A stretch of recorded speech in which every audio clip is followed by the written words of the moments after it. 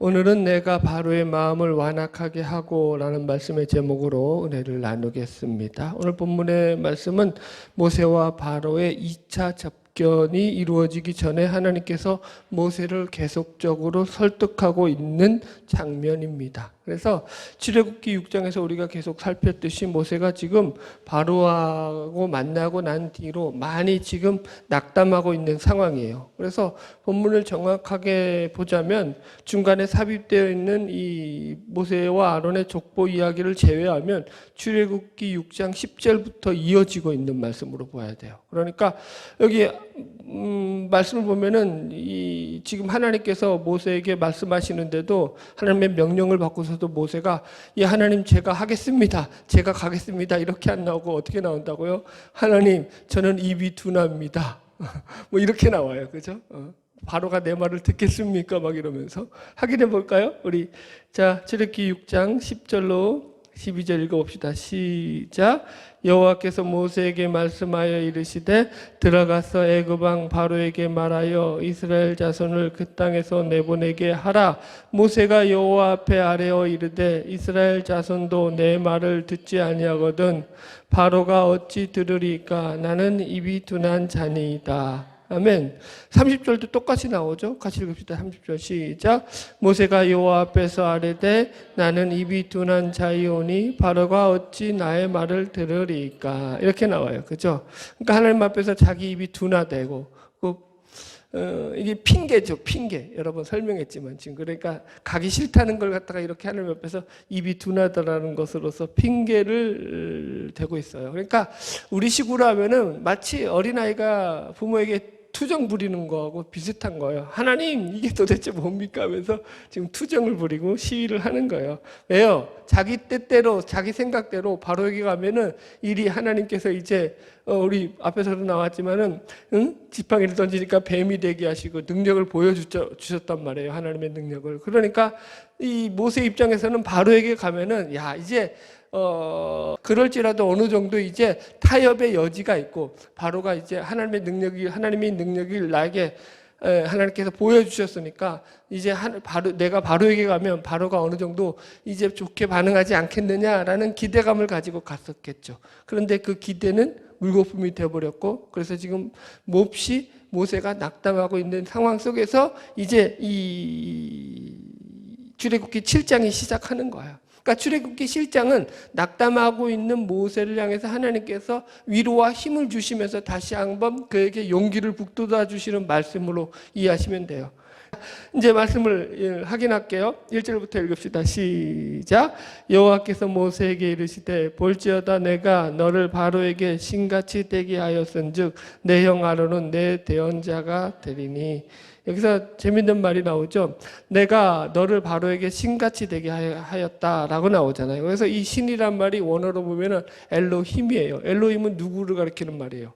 하나님 자신을 가리키는 말이잖아요. 그죠? 그러니까 전능하신 하나님을 가리키는 이 엘로힘이 지금 하나님께서 모세를 통하여서 바로에게 신같이 되게 하신다라고 해서 이제 모세로 하여금 하나님의 신적 권세와 능력을 부여해 주신다라고 이렇게 말씀하고 있어요. 그러니까 육적으로 보면은 바로는 애굽의 왕이죠. 그리고 모든 패권과 권력을 가진 그런 자임에도 불구하고 영적으로 보자면 이제 하나님이 모세를 편들고 있다는 그런 차원에서 바로는 모세와 싸워서 게임이 안 되는 존재로 지금 하나님이 역전시켜 놓았다라는 거예요. 이게 보이는 사람이 있고 안 보이는 사람이 있죠. 그죠?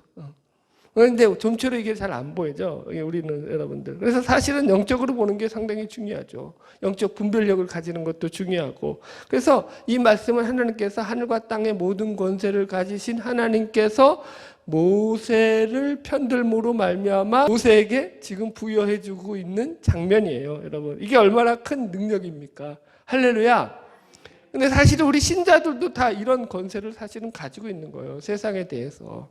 하나님의 힘과 능력을 가지고 우리는 세상에 나가는 자들인 것을 믿으시기 바랍니다. 세상이 아무리 큰 골리앗과 같을지라도 하나님 앞에서는 우리가 하나님이 우리를 편들고 있다라는 그런 차원에서 훨씬 더 우리가 하나님 앞에서 세상보다 강한 자들로 하나님이 우리를 세우신다고요. 아멘. 자, 여기서 재밌는 게 또 그리고 내 형 아론은 내 대언자가 되리다라고 말씀하고 있어요. 그죠? 그래서 여기 7절에 보면은 이때 모세의 나이가 80이라고 하고 형 아론의 나이가 83세로 나옵니다. 3살 터울이니까 제일 무서운 나이예요. 3살 형이 제일 무서워요. 대충 보면 그래요. 1살, 2살은 맘먹고 3살 올라가면 그때부터 이제 무섭거든요. 지금 그래서 어찌 보면은 상당히 매우 어려운 형일 거예요. 모세 입장에서 보면은 3살 위잖아요. 여튼 그런데 지금 이 하나님께서 이 아론을 모세의 대언자로 삼는다라는 거예요. 그죠? 이게 그러니까 말씀의 구조가 어떻게 되어 있냐면은 모세가 아론에게 하나님의 말씀을 전하면 이 말씀을 아론이 바로와 백성들에게 조리 있게 설득하는 그런 대언자로 서게 돼 있어요. 그죠? 그래서 이게 기본적인 구조를 우리가 이해하고 이제 이따가 조금 더 자세하게 다루겠습니다. 자, 2절 계속 들어가 볼까요? 출애굽기 7장 2절 시작. 내가 내게 명령한 바를 너는 내 형 아론에게 말하고 그는 바로에게 말하여 그에게 이스라엘 자손을 그 땅에서 내보내게 할지니라. 그죠? 자, 보세요. 여기서 바로는 세상을 상징하죠. 그죠? 네. 그럼 지금 보세요. 그럼 모세는 하나님의 대언자로 서 있죠, 지금. 그죠? 네. 그런데 하나님의 대언자로만 서 있나요? 여기서 지금 하나님께서 또 두 가지를 가르쳐 주죠. 바로에게 신 같은 존재로서. 그죠? 바로에게 대해서는 하나님 같은 존재로 또 세웠다고요, 모세를요. 뿐만 아니라 누구에게도 아론에게도 하나님 같은 존재로 세웠죠. 그죠? 여러분 보세요. 확인해 볼게요. 이렇게 4장 15절 같이 읽읍시다. 시작. 너는 그에게 말하고 그의 입에 할 말을 주라. 내가 내 입과 그의 입에 함께 있어서 너희들이 행할 일을 가르치리라. 예, 다시 읽읍시다. 시작. 그가 너를 대신하여 백성에게 말할 것이니 그는 내 입을 대신할 것이요 너는 그에게 하나님같이 되리라. 아멘. 여기 보니까 이제 하나님이 모세를 세우면서 아론을 이제 모세의 대언자로 세워주시면서 그가 지금 너는 그에게 하나님같이 될 것이다. 그죠? 이제 아론에게서 모세는 하나님 같은 존재로 하나님이 그를 세워준다라고 지금 하나님이 말씀하고 있다고요. 그죠? 그러니까 되게 재밌는 구조죠. 그죠? 이게 구조. 그러니까 우리가 1차적으로 이거는 이해가 가요. 그러니까 세상을 상징하는 바로에게 하나님을 대언하는 모세가 하나님 같은 존재로서 대언자로서 나간다라는 건 이해가 가죠. 그런데 여기서 아론에게도 하나님같이 모세를 하나님께서 높이시는 이유는 뭐냐라는 거예요. 왜 그렇게 하고 있죠? 지금 이게 무슨 구조죠, 여러분들? 이게 이제 신자가 가지고 있는 이걸 이런 식으로 표현할까요? 오늘날의 교회의 선교적인 구조가. 자, 이렇게 설명해 볼게요. 쉽게. 우리들도 예배를 통해서 1차적으로 하나님의 말씀을 듣는데 그 말씀을 누구로부터 듣죠? 누구를 통해서 들어요? 목회자를 통해서 듣죠. 그래요, 안 그래요? 그래서 말씀을 준비하고 묵상해서 그 말씀을 연구했던 목회자를 통해서 말씀을 듣게 되죠. 1차적으로. 그죠? 그래서 하나님의 말씀인데 그 말씀을 목회자를 통해서 듣는다는 차원에서는 1차적으로 그 목회자를 통하지 않고는 하나님의 말씀을 바르게 듣지 못하죠. 1차적으로는 구조가 그렇게 이루어져 있죠. 예배의 구조가. 그죠? 그리고 나서 세상에 나가서는 또 우리가 그 들은 말씀을 가지고 세상에 나가서 하나님의 말씀을 증가하는 자로서 하나님의 대언자로서 서게 된다는 거죠. 이게 일반적인 구조라는 거예요. 그죠? 여러분들 자 보세요. 예를 들어 보세요. 왜 오늘날 시대에 제가 더 목회자에 대해서 귀하게 여겨야 된다라고 자주 말씀드리냐 하면은 오늘날은 말씀의 홍수 시대에 살고 있음에도 불구하고 정작 하나님의 말씀을 올바르게 가르치는 자들이 그렇게 많지 않은 시절이기 때문인 거예요. 표현을 이렇게 해서 죄송하긴 하지만 뭐 누구를 비판하려고 하는 생각도 없고 뭐라고 할 마음도 없어요. 저는 오늘 그런 얘기 안 했으면 좋겠어. 추석 전인데 좋게 끝내자고. 자, 그럼에도 불구하고 보세요. 홍수 뒤에 가뭄이라고 하죠. 홍수 뒤에 물가뭄이 생기죠. 물이 넘쳐나는데 정작 흘러가는 물들은 다 넘쳐나는데 정작 물이 오염돼서 마실 물이 없는 거죠. 그래서 물가뭄 상태가 오죠. 마치 그와 같은 거예요. 말씀은 넘쳐나죠. 인터넷을 통해서 유튜브를 통해서 들을 말씀들은 넘쳐나는데 정작 하나님의 말씀을 올바르게 분별해서 들을 만큼 그렇게 말씀들이 바르게 서 있는 것들이 얼마나 되느냐라고 물으면 우리는 사실 퀘스천 마크라고 할 수밖에 없어요. 요즘은 전부 다 이상한 것들이 차고 넘쳐요, 여러분들. 여러분들 분별하기가 쉽지 않잖아요, 여러분들. 그래서 여러분들 우리가 말씀을 잘 배우고 깨닫기 위해서라도 그 말씀을 준비하고 전하는 목회자를 위해서 더욱더 기도해 주셔야 됩니다. 아멘. 자, 이해하셨죠? 그래서 이게 이제 이 모세와 아론의 일차적인 구조가 이 하나님이 아론을 통해서 직접 말씀하신 게 아니라 누구를 통해서 말씀하셨기 때문에 1차적으로 하나님은 모세하고만 얘기를 하셨다고요. 모세에게만 계시하셔서 모세에게 말씀을 전하시고 그 말씀을 아론으로 전하게 했단 말이에요. 그죠? 그래서 아론은 하나님으로부터 말씀을 들은 게 아니라 누구로부터 말씀을 들었죠? 모세로부터 말씀을 들었죠. 그래서 하나님 같은 존재로 여길 수밖에 없는 거죠. 그런 차원에서. 자, 이해했죠? 자, 그리고 두 번째로 그러면 여기서 이제 이 바로에게 신과 같이 된다는 것도 우리가 조금 묵상해 봐야겠죠. 이것은 우리 예배를 우리가 하나님 앞에서 말씀을 듣고 세상으로 나가는 우리 신자들이 세상에서 세상을 향해서 하나님의 대언자로서 신과 같은 그런 역할을 감당해야 된다라는 차원에서 동일한 구조로 이루어져 있죠. 그죠? 여러분들 보세요. 세상은 절대로 우리를 통하지 않고 하나님을 직접적으로 알 수 있을까요? 없을까요? 하나님이 그렇게 하나님을 알게 구조를 만들어 놓지 않으셨죠. 그래서 성경은 뭐라고 말하고 있죠? 전도에 미련한 것으로. 그죠?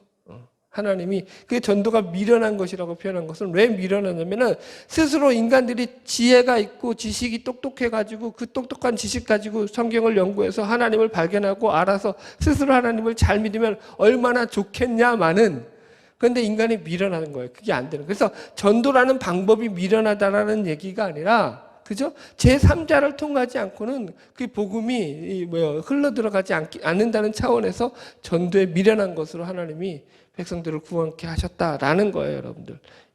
우리 상당히 그래서 중요한 구조죠. 그래서 여러분, 우리가 성경에서는 항상 그렇게 강조하고 있죠. 말씀을 듣든지 아니 듣든지 때를 얻든지 모르든지 너희들은 복음을 전해야 되고 말씀을 전해야 된다. 왜? 하나님이 그를 통해서만 복음이 들어가게 하셨기 때문이라는 거예요. 할렐루야. 아멘. 자, 한 구절만 찾아볼까요? 이게 재밌는 구절이 있어요. 에스겔서, 오늘 본문 말씀 접어놓고 에스겔서 2장 1절로 7절 말씀. 에스겔이 하나님 앞에 부름받으면서 하나님께서 이제 에스겔에게 주시는 말씀이에요. 에레미야 다음에, 에가 다음에 나오죠. 에스겔서 2장 1절로 7절까지 쭉 읽어봅시다. 뭐라고 하나님이 에스겔을 부르시고 말씀하시는지 보세요. 같이 읽읍시다. 에스겔서 2장 1절부터 시작. 그가 내게 이르시되 인제야 내 발로 일어서라 내가 내게 말하리라 하시며 그가 내게 말씀하실 때에 그 영이 내게 임하사 나를 일으켜 내 발로 세우시기로 내가 그 말씀하시는 자의 소리를 들으니 내게 이르시되 인자야 내가 너를 이스라엘 자손 곧 패역한 백성 나를 배반하는 자에게 보내노라. 그들과 그 조상들이 내게 범죄하여 오늘날까지 이르렀나니 이 자손은 얼굴이 뻔뻔하고 마음이 굳은 자니라. 내가 너를 그들에게 보내노니 너는 그들에게 이르기를 주 여호와의 말씀이 이러하시다 하라. 그들은 패역한 족속이라. 그들이 듣든지 아니 듣든지 그들 가운데 선지자가 있음을 알지니라. 그죠? 여기 보세요. 그들이 듣든지 아니 듣든지 패역한 족속이라서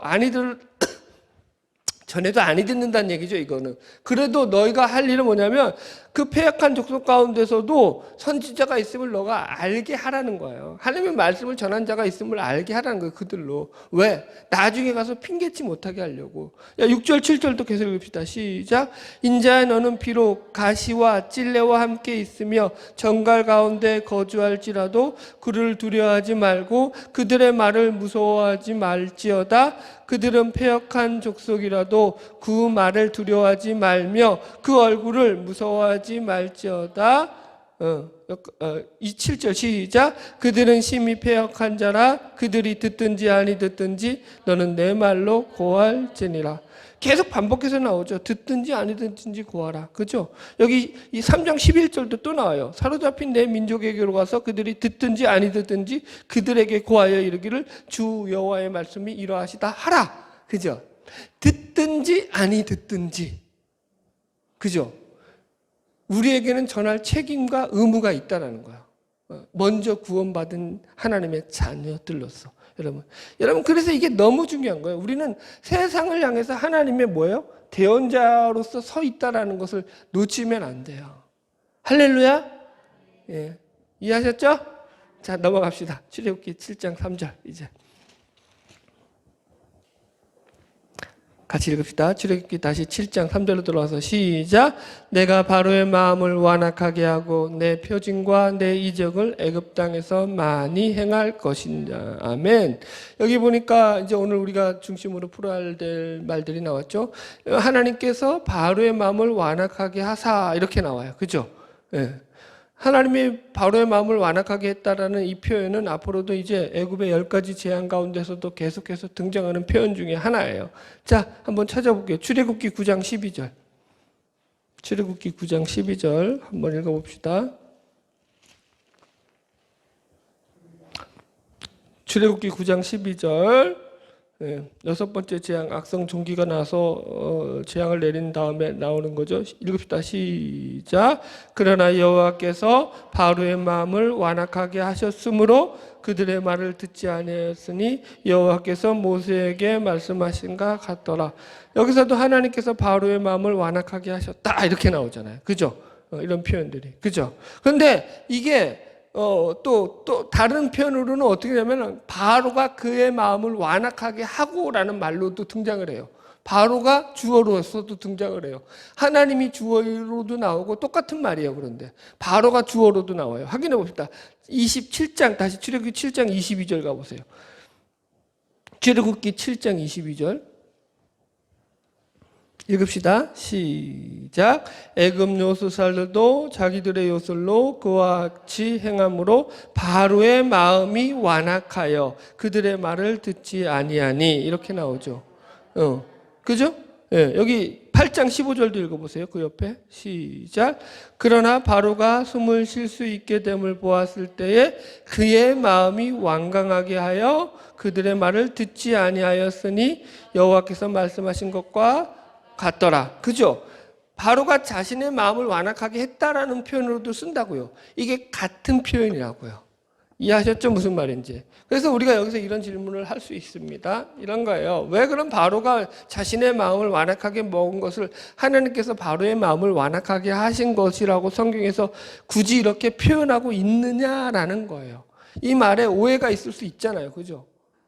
그래서 실제로도 이 말을 잘못 오해하면은 하나님께서 바로의 마음에 들어가셔서 그 마음을 고집스럽게 완악하게 만드신 것으로서 이해해버리면은 그 마음을 완악하게 한 게 바로의 책임이 돼요? 하나님의 책임이 돼요? 만약에 그렇게 물으면은 하나님의 책임이 된다고요. 하나님이 바로의 마음에 들어가서 그 마음을 완악하게 하신 거예요? 하나님이? 그래서 바로가 마음이 완악한 거예요? 그거 아니죠. 근데 표현은 마치 그렇게 돼 있다고요. 그래서 여기서 오해할 수가 있다고요.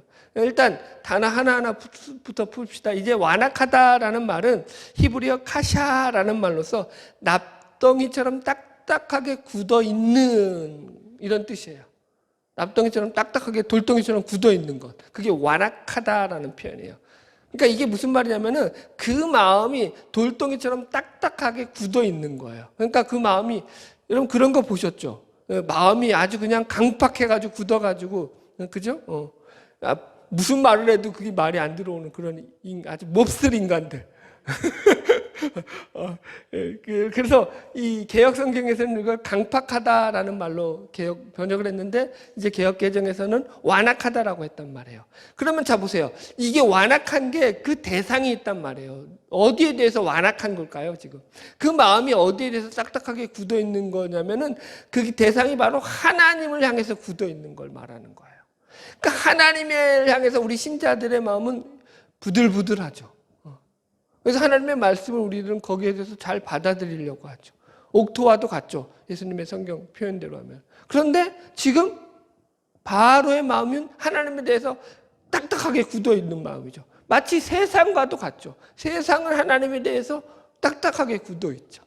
그래서 그 완악해 있다라는 거예요. 그런 것들이 여러분들. 그게 하나님을 믿지 않는 모든 자연인들이 가진 마음의 상태라는 거죠. 이걸 우리가 유념을 해야 되고요. 그럼 자, 하나님을 그 마음에 두지 않는 사람들을 갖다가 성경에서는 어떻게 표현하고 있느냐라는 걸 확인하면서 우리가 이제 이 말을 풀어나갈 수가 있어요. 로마서 1장 가볼게요.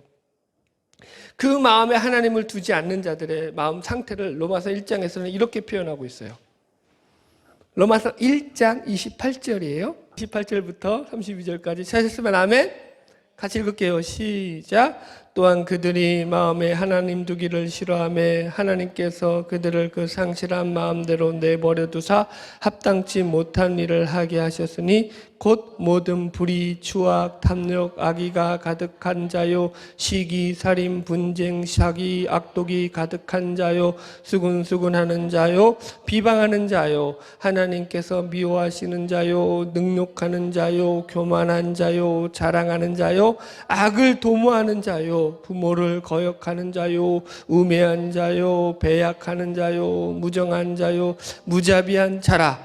그들이 이 같은 일을 행하는 자는 사형에 해당하다고 하나님께서 정하심을 알고도 자기들만 행할 뿐 아니라 또한 그런 일을 행하는 자들을 옳다 하느니라. 아멘.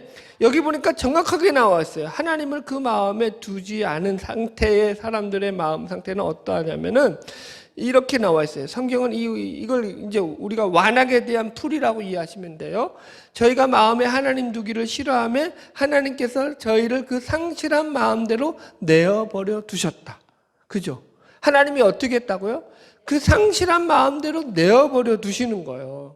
이게 완악을 푸는 중요한 단서가 된다고요. 여러분 보세요. 그 뒤에 그래서 여기 28절 이하에도 뭐라고 나와 있냐면은 보세요. 다시 보세요. 28절. 또한 그들이 그 마음에 하나님 두기를 싫어하며 하나님께 그들을 상실한 마음대로 내버려 두사 어떤 일이 발생했어요? 합당하지 못한 일을 하게 하셨으니. 보세요. 주어는 이것도 똑같은 말이에요. 주어는 하나님께서 그들로 합당하지 못한 일을 하게 하셨다라고 이렇게 나와요. 그러니까 마치 이것도 하나님께서 그렇게 그들로 하게 하신 것처럼 하나님에게 책임이 있는 것처럼 말로는 표현하고 있다고요. 이해하셨죠? 근데 하나님이 실제로 하신 일은 뭐라고요? 내버려 두신 일이라고요. 이해하셨죠? 예. 그러니까 이게 지금 하나님의 책임이냐 아니냐를 우리가 잘 이해해야 돼요. 이게 왜 중요하냐면은 성경에서 이런 부분들을 기록할 때 반복해서 하는 말이 뭐냐면 하나님께서 그 상실한 마음대로 내어버려 두셨다라고 표현하고 있기 때문인 거예요. 여기 보세요. 24절 가보세요. 1장 24절 시작. 그러므로 하나님께서 그들을 마음의 정욕대로 더러움에 내버려 두사. 그죠? 내버려 뒀다고 나오죠. 26절도 시작. 이 때문에 하나님께서 그들을 부끄러운 욕심에 내버려 두셨으니. 그죠? 계속 하나님은 어떻게 하셨다고요? 내버려 두신다고요. 그러니까 하나님의 징벌은 뭐냐면 그들에게 가서 벼락을 때리고 뭐라고 할까요? 기둥뿌리를 뽑고 막 지진을 일으켜서 죽여버리시는 게 아니라 그냥 내버려 주시는 게 하나님의 가장 큰 징계라고요. 이해하시겠어요? 감이 참 안 오시나 본데? 감 왔어요? 여러분 자 보세요. 이 내버려 두신다는 게 얼마나 무서운 거냐면 내가 지금 마음에 악한 생각을 품고 있는데도 나한테 하나님께서 아무런 간섭도 안 하시고 반응도 안 하신다. 오호라 잘 됐다가 아니라니까요. 그건 하나님이 이제는 포기한 인생이라는 것과도 같은 말이기 때문에 무서운 일이라고요. 무슨 말인지 이해하시겠어요? 그래서 늘 하나님 앞에서 우리가 우리의 생각을 돌아봐야 된다니까요. 하나님이 어떻게 우리를 간섭하시는 게 좋은 일이라니까요. 고맙죠, 여러분. 감사하셔야 돼요. 자, 보세요. 이 내버려 둔다라는 말이 왜 책임감과 연결되냐면은 이런 거예요. 이제 길을 가다가 예쁜 고양이가 있어요. 이 고양이가 이제 자기를 간택해가지고 쫓아오네. 어린 고양이가 야옹야옹 하면서 너무 귀여워. 그래서 데려가고 키우고 싶은데 데려가서 키우려면은 자기가 책임을 져야 되잖아. 근데 책임질 수가 없잖아요. 그러니까 걔를 어떻게 해야 돼? 그럼 데려가요? 내버려둬요? 그냥 내버려. 책임을 못 주니까 어떻게 해요? 내버려 두고 간다고요. 내버려 두고 간다는 것은 그래서 다른 의미로 말하면 책임을 진다는 거예요? 안 진다는 거예요? 책임을 안 진다라는 거예요. 그래서 하나님이 그들을 그 상실한 마음대로 내버려 둔다라는 것을 하나님이 그들의 죄악에 대해서 하나님께서 책임을 지신다는 거 안 지신다는 거예요? 안 지신다는 거예요. 책임은 그들 자신에게 묻겠다라는 게 내버려 두신다는 가장 하나님의 가장 완벽한 표현이죠. 성경에서 나오는. 할렐루야. 자, 그러면 이렇게 물어야죠. 그러면 성경에서 그냥 하나님께서 그 악한 마음대로 바로의 마음을 내버려 두셨다라고 하면 될 건데, 하나님께서 왜 지금 표현을 그렇게 하나님께서 바로의 마음을 완악하게 하셨다라는 표현을 써서 우리에게 오해할 수 있는 그런 표현법을 쓰느냐라고 물을 수 있죠. 이 부분을 정리하자면 이와 같은 거예요. 왜 하나님이 그런 표현, 성경에서 그렇게 하나님의 주어로 해서 그렇게 그 마음을 완악하게 한 것처럼, 악인들의 마음을 완악하게 하신 것처럼 그렇게 표현법을 쓰냐면, 모든 역사의 주권과 주관을 하나님께서 하시고 있기 때문인 거예요. 하나님은 모든 인류 역사의 주권자가 되시고 주관자가 되시기 때문인 거예요. 그래서 그렇게 성경에서는 표현을 한다고요. 한 구절만 확인시켜 드릴게요. 로마서니까 로마서 9장 가보세요. 로마서 9장 14절부터 18절까지 봅시다. 이 부분만 읽고 이 부분 끝내죠. 로마서 9장 14절로 18절 시작. 그런즉 우리가 무슨 말을 하리요? 하나님께 불의가 있느냐? 그럴 수 없느니라. 모세에게 이르시되 내가 긍휼히 여길 자를 긍휼히 여기고 불쌍히 여길 자를 불쌍히 여기리라 하셨으니, 그런즉 원하는 자로 말미암음도 아니요 다름질하는 자로 말미암음도 아니요 오직 긍휼히 여기시는 하나님으로 말미암음이니라. 성경이 바로에게 이르되 내가 이 일을 위하여 너를 세웠으니 곧 너로 말미암아 내 능력을 보이고 내 이름이 온 땅에 전파되게 하려 함이라 하셨으니, 그런즉 하나님께서 하고자 하시는 자를 긍휼히 여기시고 하고자 하시는 자를 완악하게 하시느니라. 그죠? 하나님이 여기서 그 마음을 완악하게 했다는 표현을 왜 쓰냐 하면은 여기 17절에 이렇게 답이잖아요. 내가 이 일을 위하여 너를 세웠느니 곧 너로 말미암아 내 능력을 보이고 내 이름이 온 땅에 전파되게 하려고 이렇게 표현을 쓴다, 이렇게 나온다고요. 이해하셨죠? 그러니까 이게 무슨 말이냐면은 바로의 완악함은 바로 그 사람 자체의 악하고 교만한 마음이지만, 그럼에도 불구하고 하나님이 그 바로의 완악한 그 마음조차도 하나님의 능력과 힘을 드러내는 도구로서 하나님이 얼마든지 사용하신다는 거예요. 우리는 그 차원을 이해 못하지만 하나님은 그 차원까지 가 계시다고요. 무슨 말인지 이해하겠죠? 그 악인의 악함조차도 하나님이 인류 역사를 운행하시는 그 운행의 섭리 속에서 하나님의 도구로서 장치되어 있다는 게 성경의 설명이죠. 기가 막힌 거죠. 할렐루야. 여기까지 합시다. 출애굽기 7장 4절 다시 읽읍시다. 시작. 바로가 너희의 말을 듣지 아니할 터인즉 내가 내 손을 애굽에 뻗쳐 여러 큰 심판을 내리고 내 군대 내 백성 이스라엘 자손을 그 땅에서 인도하여 낼지라. 아멘. 여기서 보면 이제 결국 하나님께서 바로의 그 완악함에도 불구하고 반드시 이스라엘 백성을 애굽에서 인도하여 내실 것이다 라고 모세에게 힘을 실어주고 있다는 거예요. 그죠? 할렐루야. 그래서 여러분, 하나님께서 이스라엘 백성들을 부르는 여러 가지 표현이 나오죠. 여기서 보니까 내 군대, 내 백성, 이스라엘 자손을 그 땅에서 인도하여 낼 것이다. 그죠? 군대라는 말은 출애굽기 6장 마지막에서도 제가 확인해 드렸어요. 왜 군대라고 하냐면 사실상 우리 신자가 가지고 있는 그런 신자의 정체성도 이 하나님의 군대라고 우리가 할 수 있다라고 했어요. 그러니까 이게 무슨 말이냐면은 하나님을 외면하고 대적하는 세상과 반대하여서 하나님 편에 서서 하나님을 위하는 자들로 서 있다라는 차원에서, 하나님을 위해 일하는 자들로 서 있다라는 차원에서 군대라는 표현을 쓴다고요. 정확한 표현으로 하면은 하나님의 군대라고 해야지 맞죠. 그래서 여러분, 하나님께서 그 백성들을 향해서 내 군대라고 하는 표현은 이게 분명한 거죠. 비록 지금은 오합지졸이죠. 이스라엘 백성들을 보면 무슨 군대예요. 무슨 조직력이 있고 무슨 전투력이 있어요. 전투력 마이너스 100. 지들끼리 싸워가지고 자증진으로 무너지지 않으면 다행이야. 무슨 싸우러 나가자면은 이쪽에서는 우리는 이렇게 나가겠다, 저쪽에서는 우리는 이렇게 나가겠다. 서로 난리를 벌이고 자기들끼리 싸움질하지 않으면 다행이죠. 전투력 마이너스 100, 마이너스 10,000. 그런 오합지졸이라고요. 지금은 아무리 봐도 군대가 아니죠. 그런데 하나님께서는 지금 그들을 내 백성, 내 군대라고 인정하시는 것은 하나님이 그들을 통해서 하나님의 편을 들어서 하나님을 위해서 살아가는 백성들로 만들어내시고야 말겠다라는 하나님의 다짐과 의지가 포함되어 있는 말이기 때문에 내 군대가 되는 거죠. 하나님의 군대가 되는 거죠. 우리도 마찬가지죠. 보세요. 우리같이 사실 어떻게 보면은 참 보잘것없잖아요. 별 볼 일 없죠. 하나님은 그런데 그런 사람들을 통해서 일하신다니까. 왜 굳이 12제자들 그렇게 보죠? 이 평균 이하들을 뽑았을까? 우리가 늘 그 의문을 갖잖아요. 좀 실력 있는 자들을 뽑지. 그죠? 그런데 하나님은 그런 자들을 안 세우시고 예수님의 제자로 평균 이하를 뽑아서 예수님의 말씀을 증거하는 자들로 제자들로 삼으시고 그 일을 이루어 가신, 이게 하나님의 일하시는 방법이라고요. 모세가 훌륭해서 하나님이 쓰셨다 이렇게 생각하면 성경을 거꾸로 읽는 거라고요. 요즘 우리 큰아들이 계속 전화를 해요. 요새 이제 전도사가 되니까 말씀을 이제 주일마다 전해야 되잖아요. 주일학교 애들 설교를 준비하는데도 그거 가지고 또 연실 또 뭐 초짜니까 물어야지 뭐 어떡하겠어. 그럼 제가 항상 초점을 바꾸죠. 자꾸 사람에게 초점을 맞추려고 해요. 아니야, 거기가 아니야. 예수님이 만난 사람들이야. 예수님이 그들을 만나주지 않았으면 그들은 아무짝에도 쓸모없는 사람들이고 아무짝에도 인간이 될 인간들이 하나도 없었던 존재들이야. 예수님이 만나줬기 때문에 그들이 그렇게 변화된 거야. 핵심은 예수님이야. 그동안 방향을 수정해 라고 이야기를 하죠. 초점을 잘못, 우린 늘 어디에 기대를 갖고 있죠? 아, 저 사람? 아니에요, 여러분들. 우리가 하나님께 기대를 가져야죠. 하나님이 우리를 통해서 일하실 걸 믿으시기 바랍니다. 자, 말씀 읽고 정리합시다. 결론 5절로 7절 그냥 읽고 끝냅시다.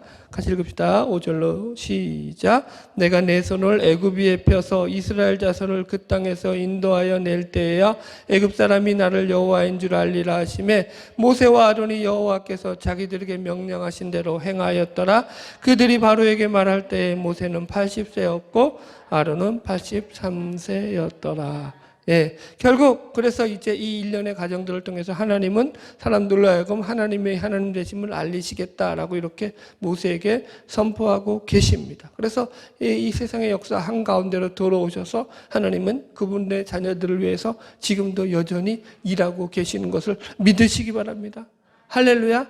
하나님은 지금도 그때도 4000년 전에 지금 이 모세 시대도 일했던 것처럼 지금도 동일하게 일하신다고요. 우리 가운데 일하시고 역사하신 하나님, 우리를 축복하신 하나님이심을 믿으시기 바랍니다. 바라기는 날마다 우리의 모든 삶을 통해서 하나님께 영광 돌리는 귀하고 복된 삶이 되기를 주의 이름으로 축복합니다. 기도하겠습니다.